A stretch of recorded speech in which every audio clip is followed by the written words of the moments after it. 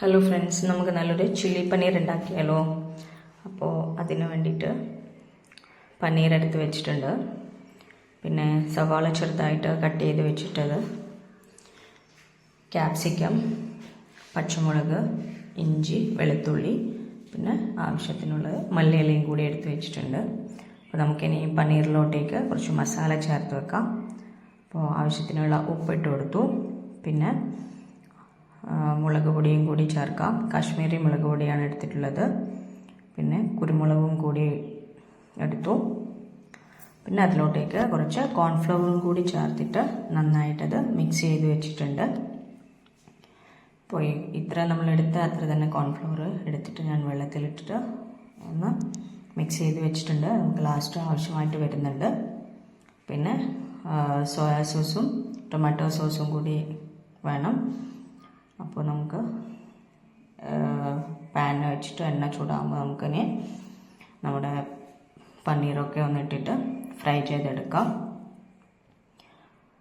അധികം നന്നായിട്ട് ഫ്രൈ ചെയ്യേണ്ട ആവശ്യമൊന്നുമില്ല. രണ്ട് ഭാഗം ഒന്ന് മുരിഞ്ഞ് കിട്ടിയാൽ മതി. നമ്മൾ കോൺഫ്ലവർ ചേർത്തതുകൊണ്ട് നമ്മൾ അതിൻ്റെ പുറത്തൊരു ലെയർ പോലെ ഒരു ഇതായിട്ട് വന്നിട്ടുണ്ട്. അപ്പോൾ നമുക്കെല്ലാം ഏകദേശം ഫ്രൈ ആയിട്ടുണ്ട് രണ്ട് ഭാഗവും. അപ്പോൾ നമുക്കിനി ഇത് ഒന്ന് കോരി മാറ്റി വെക്കാം. നന്നായിട്ട് ഫ്രൈ ചെയ്യേണ്ട ആവശ്യമില്ല. മീഡിയം ഫ്ലെയിമിലിട്ടിട്ട് ഒന്ന് ഫ്രൈ ആക്കി എടുത്താൽ മതി. നമുക്ക് വേറൊരു പാൻ വെച്ചിട്ട് നമുക്ക് അതിലോട്ടേക്ക് എണ്ണ ചൂടാകുമ്പോൾ നമ്മൾ മുറിച്ചിട്ടിട്ടുള്ള വെളുത്തുള്ളിയും ഇഞ്ചിയും കൂടി ഒന്ന് ചേർത്ത് ആദ്യം അതിനെ ഒന്ന് വഴറ്റി കൊടുക്കാം. പിന്നെ അതിലോട്ടേക്ക് നമ്മൾ അരിഞ്ഞു വെച്ചിട്ടുള്ള ഒരു 3-4 പച്ചമുളക് എടുത്തിട്ടുണ്ട്. കൂടുതലായിട്ട് എരിയില്ലാത്ത മുളകായതുകൊണ്ട് ഞാൻ 5 എടുത്തു. എരിയുള്ളതാണെങ്കിൽ 2-3 ആവശ്യമായിട്ട് വരും. പിന്നെ അതിലോട്ടേക്ക് സവാള കട്ട് ചെയ്ത് ഇങ്ങനെ ചെറുതായിട്ട് കട്ട് ചെയ്യേണ്ട ആവശ്യമില്ല. സ്ക്വയർ ടൈപ്പിൽ ഞാൻ കട്ട് ചെയ്ത് വെച്ചിട്ടുള്ളതാണിത്. അതേപോലെ തന്നെ ക്യാപ്സിക്കവും അതിനകത്തോട്ടേക്ക് ഇട്ട് നന്നായിട്ട് നമുക്കൊന്ന് ഇളക്കി കൊടുക്കാം. നന്നായിട്ട് അങ്ങ് വഴണ്ടി വരേണ്ട ആവശ്യമൊന്നുമില്ല. അതിൻ്റെ ഒരു ചുവ മാറുന്ന ആ ഒരു സമയമാകുമ്പോൾ അത്ര വഴറ്റിയാൽ മതി. അപ്പോൾ നമുക്കിനി ഇതിനകത്തേക്ക് ഉപ്പ് ചേർത്തിട്ട് ഒന്ന് ഇളക്കി കൊടുക്കാം.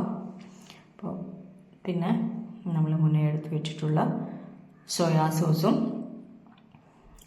പിന്നെ നമ്മുടെ ടൊമാറ്റോ സോസും കൂടി നമുക്ക് ഇതിലോട്ടേക്ക് ചേർത്ത് കൊടുക്കാം.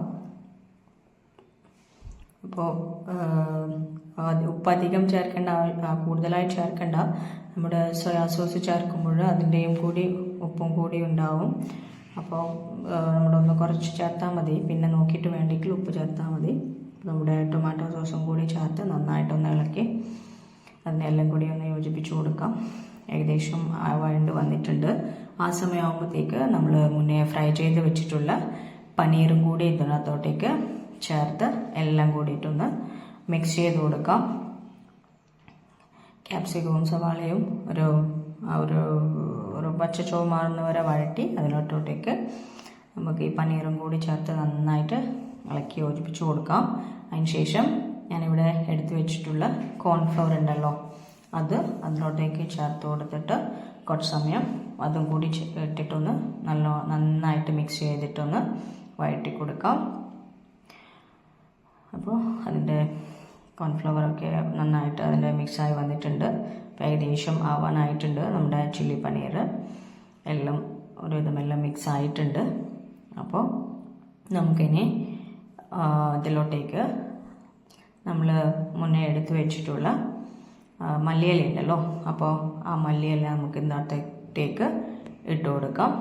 അപ്പോൾ നല്ല സൂപ്പറായിട്ടുള്ള നമ്മുടെ ചില്ലി പനീർ റെഡി ആയിട്ടുണ്ട്. നമുക്കിതൊരു ബൗളിലേക്ക് മാറ്റിയെടുക്കാം.